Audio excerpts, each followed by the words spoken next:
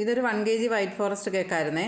അപ്പോൾ കേക്കെല്ലാം ഐസിങ് ചെയ്തെടുത്ത ശേഷം കുറച്ച് സമയം ഒന്ന് ഫ്രിഡ്ജിൽ വെച്ച് അല്ലെങ്കിൽ ഫ്രീസറിൽ വെച്ചൊന്ന് സെറ്റാക്കിയ ശേഷമാണ് ഞാൻ രണ്ടാമത് തിന്നായിട്ടുള്ള ഒരു ലെയർ കളർ കോട്ടിങ് കൊടുക്കുന്നത്. കളർ ക്രീം മിക്സ് ചെയ്തിട്ടുള്ളത് വെച്ചിട്ട് ഒന്നൊരു കോട്ടിങ് കൊടുക്കാറുണ്ട്. അത് അങ്ങനെ ഡിസൈൻ തരുന്ന അങ്ങനെ ഡിസൈൻ വരുന്ന കേക്കുകൾക്കെല്ലാം കുറച്ച് നേരം ഒന്ന് ഫ്രിഡ്ജിൽ വെച്ചിട്ടാണ് ചെയ്യുന്നത്. പക്ഷേ ഇതെനിക്ക് കുറച്ച് സമയം മാത്രമേ ഈ കേക്കിൻ്റെ ഡിസൈൻ എല്ലാം ചെയ്യാൻ വേണ്ടിയിട്ട് കിട്ടിയിട്ടുണ്ടായിരുന്നുള്ളൂ. അതുകൊണ്ട് ഞാൻ പിന്നെ ഫ്രിഡ്ജിൽ വെക്കാതെ തന്നെയാണ് അടുത്ത കോട്ടിങ്ങും കൊടുത്തിട്ടുള്ളത്. ഒരു ചെറിയൊരു ലെയർ മാത്രമേ കളർ മിക്സ് ചെയ്തിട്ടുള്ള ക്രീം കൊടുക്കുകയുള്ളൂ. ആദ്യമേ വൈറ്റ് ക്രീമോട് നല്ലോണം ഒന്ന് കോട്ട് ചെയ്തെടുത്തിട്ടുണ്ട്.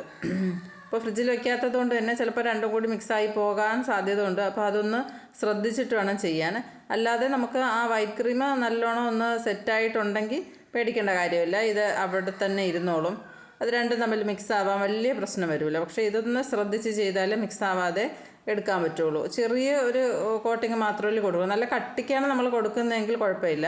ആദ്യമേ വൈറ്റ് ക്രീം കളർ മിക്സ് ചെയ്തിട്ടുള്ള ക്രീം തന്നെ കൊടുത്തിട്ട് കവർ ചെയ്തെടുക്കുകയാണെങ്കിൽ പിന്നെ ആ ഒരു പേടി വേണ്ട, ടെൻഷൻ ഇല്ലാതെ ചെയ്തെടുക്കാം. ഇതൊന്ന് ശ്രദ്ധിച്ച് ചെയ്താലേ രണ്ടും കൂടി മിക്സ് ആവാതെ കിട്ടുള്ളൂ. കസ്റ്റമൈസ്ഡ് ആയിരുന്നു കേട്ടോ ഡിസൈൻ. അപ്പോൾ എനിക്കത് കണ്ടപ്പോൾ ആദ്യം ഒരു ഡൗട്ട് ഉണ്ടായിരുന്നു, കുറച്ച് സമയത്തിനുള്ളിൽ അങ്ങനെ തന്നെ ചെയ്തെടുക്കാൻ പറ്റുമെന്ന് എനിക്കൊരു പേടിയുണ്ടായിരുന്നു. എന്നാലും ഞാൻ പിന്നെ കുഴപ്പമില്ല എന്ന് വിചാരിച്ചിട്ട് ചെയ്യാൻ തുടങ്ങി. കുറച്ച് സമയം എനിക്ക് ടൈം കുറവായിരുന്നു കേട്ടോ ഈ കേക്ക് ചെയ്യാൻ വേണ്ടിയിട്ട്. കുറച്ച് വർക്ക് കൂടുതൽ ഉള്ള ദിവസമായിരുന്നു. അപ്പോൾ അതിൻ്റെ ഇടയ്ക്കാണ് ഇങ്ങനെ ഒരു ഓർഡർ വന്നിട്ടുണ്ടായിരുന്നു. അപ്പോൾ എല്ലാം കൂടി ആയപ്പോൾ ഇത് ചെയ്യാൻ വേണ്ടിയിട്ട് എനിക്ക് കുറച്ച് ടൈമേ കിട്ടിയുള്ളൂ. ഇത് കുറച്ചൊരു സമാധാനത്തിൽ ചെയ്തെടുക്കേണ്ടതാണ്. എങ്ങാനും ഇത് ചെയ്ത് ശരിയാക്കാൻ പറ്റിയില്ലെങ്കിൽ കസ്റ്റമർ നമ്മൾ എന്തെങ്കിലും പറയുമോ എന്നുള്ളൊരു ടെൻഷനൊന്നും എനിക്കുണ്ടായിരുന്നില്ല കേട്ടോ. കാരണം കസ്റ്റമർ നമുക്ക് അങ്ങനെ വിഷയമുള്ള ഒരാളല്ല. നമ്മൾ അതുപോലെ തന്നെ ചെയ്തില്ലെങ്കിൽ കുഴപ്പമില്ല എന്ന് പറയുന്ന ഒരാളാണ്. അങ്ങനെ ഒരു ടെൻഷൻ എനിക്കുണ്ടായിരുന്നില്ല. പക്ഷേ നമ്മുടെ മനസ്സിനൊരു തൃപ്തി ഉണ്ടാവുമല്ലോ, നല്ല രീതിയിൽ തന്നെ ചെയ്ത് കൊടുക്കണമെന്ന്, ആ ഒരു ഇതായിരുന്നു എനിക്കുണ്ടായിരുന്നത്. ഒരു യൂണിക്കോൺ തീമായിരുന്നു കേട്ടോ. പക്ഷേ അത് സാധാരണയായിട്ട് നമ്മൾ ചെയ്യുന്നത് ഒന്നുകിൽ പ്രിൻ്റ് വയ്ക്കും, ഇല്ലെങ്കിൽ ഫോണ്ടൻറ്റിൽ ചെയ്ത് വയ്ക്കും.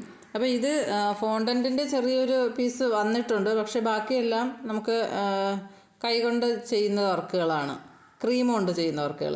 അപ്പോൾ അങ്ങനെ വന്നപ്പോൾ ഞാൻ എന്തായാലും ഫോണ്ടൻറ്റ് വന്നിട്ടുള്ള സ്ഥലത്തും കൂടി ക്രീം വെച്ചിട്ട് ചെയ്യാമെന്ന് വിചാരിച്ചു. പക്ഷേ ഞാൻ എത്ര വരച്ചിട്ടും അതങ്ങോട്ട് ശരിയാവണേ ഉണ്ടായിരുന്നില്ല. അത് എനിക്ക് തോന്നുന്ന സമയമില്ലാതെ നമ്മൾ ചെയ്യുമ്പോൾ പെട്ടെന്ന് ചെയ്ത് തീർക്കാൻ വേണ്ടിയിട്ട് ചെയ്യുന്നതുകൊണ്ടായിരിക്കുമെന്ന് എനിക്ക് തോന്നുന്നു. ഞാൻ എത്ര അതങ്ങോട്ട് വരച്ചിട്ടും ശരിയാവണേ ഉണ്ടായിരുന്നില്ല. ആദ്യം ഒന്ന് ലൈൻ ചെയ്ത് കൊടുക്കും, പിന്നെ അത് മായ്ച്ചിട്ട് വീണ്ടും ചെയ്യും. അങ്ങനെ ഒരുപാട് സമയം നിന്നിട്ടാണ് ഞാൻ വരച്ചെടുത്തിട്ടുള്ളത്. പക്ഷേ അത് വരച്ച് കഴിഞ്ഞിട്ട് എനിക്ക് ഒട്ടും തൃപ്തി ഉണ്ടായിരുന്നില്ല. അതെന്തോ പോലെ എനിക്ക് തോന്നിയിട്ടുണ്ടായിരുന്നു.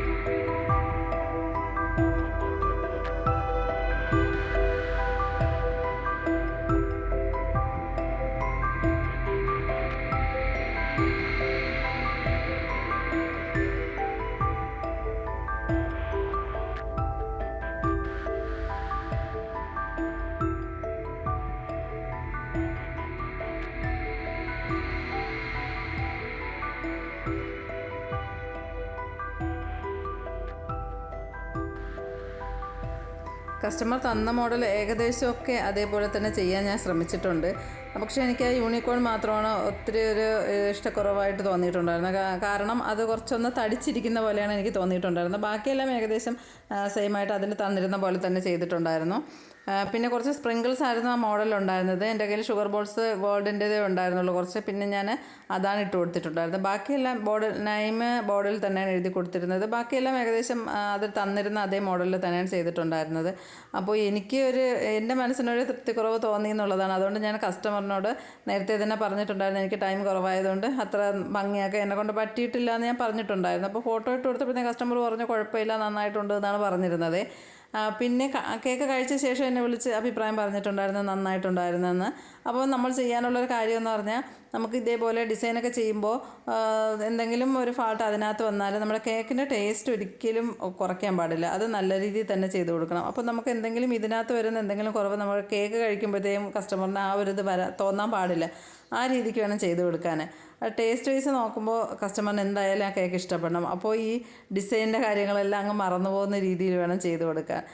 അപ്പോൾ ഞാൻ ഫോട്ടോ ഇട്ട് കൊടുത്തപ്പോൾ കസ്റ്റമർ കുഴപ്പമില്ല എന്ന് പറഞ്ഞതുകൊണ്ട് എനിക്കൊരു സമാധാനം ഉണ്ടായിരുന്നു. പക്ഷേ ഇഷ്ടപ്പെടുമോയെന്നൊരു പേടിയുണ്ടായിരുന്നു എനിക്ക്. എന്നാലും കുഴപ്പമില്ല, അത്യാവശ്യം എന്നെക്കൊണ്ട് ചെയ്യാൻ പറ്റുന്ന രീതിയിൽ തന്നെയാണ് ചെയ്തിട്ടുണ്ടായിരുന്നത്. പിന്നെ കുറച്ച് സമയം കൂടി കിട്ടിയിരുന്നെങ്കിൽ എനിക്ക് തോന്നുന്നു ഒന്ന് സാവകാശം ചെയ്തിരുന്നെങ്കിൽ കുറച്ചും കൂടെ നന്നാക്കാമായിരുന്നു എന്ന് എനിക്ക് പിന്നീട് തോന്നിയിട്ടുണ്ടായിരുന്നു. അത് നമുക്ക് ടൈമും കൂടെ കുറവായിരുന്നല്ലോ, അതിൻ്റെ ഒരു കുഴപ്പമാണ് കുറച്ച് കൂടുതലായിട്ട് നിന്നിട്ടുണ്ടായിരുന്നത്. അപ്പോൾ വീഡിയോ നിങ്ങൾക്ക് ഇഷ്ടപ്പെട്ടെങ്കിൽ ലൈക്ക് ചെയ്യാനും ഷെയർ ചെയ്യാനും സബ്സ്ക്രൈബ് ചെയ്യാനും മറന്നു പോകരുതേ.